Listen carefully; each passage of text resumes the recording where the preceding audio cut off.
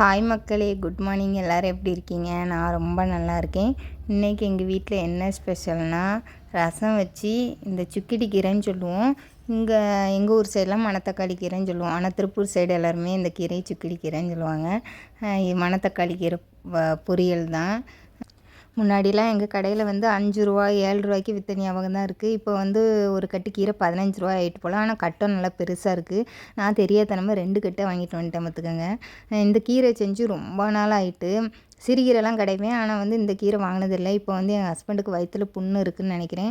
அதனால் அவங்களுக்கு செஞ்சு கொடுக்கலான்னு 2 கட்டை வாங்கிட்டு வந்துட்டேன். அதை ஆஞ்சி கட் பண்ணி எடுக்கிறதுக்குள்ளே நம்ம உசுரே போயிடுது.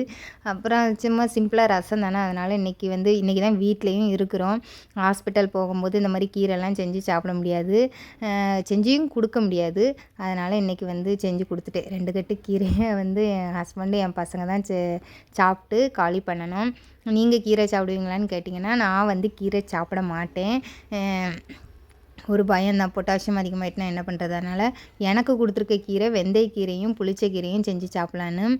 ஒரு தடவை புளிச்சக்கீரை செஞ்சு சாப்பிட்டு ரொம்ப புளிப்பாக அந்த அவிச்ச தண்ணியும் சேர்த்து செஞ்சேன்னா எப்படியோ தெரியல மக்களே. ஆனால் எனக்கு அது செய்ய தெரியாமல் ரொம்ப புளிச்சு கிடந்துச்சு.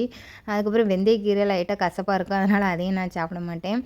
இது வந்து பசங்களுக்கும் என் ஹஸ்பண்டுக்கும் செஞ்சு கொடுப்பேன். ஏன்னா வீட்டில் இருக்கும்போது நம்ம செஞ்சு கொடுக்கணும் பற்றியில. அதனால் எனக்கு வந்து இந்த ரசம் வச்சு ஏதாவது முட்டை வந்து போட்டு சாப்பிட்டுக்குவேன். அதான் இன்றைக்கி அம்மா வீட்டில் காலையில் பூரி செஞ்சுருக்காங்க. அதை வந்து பசங்க எல்லோரும் அங்கே போய் சாப்பிட்டுட்டாங்க.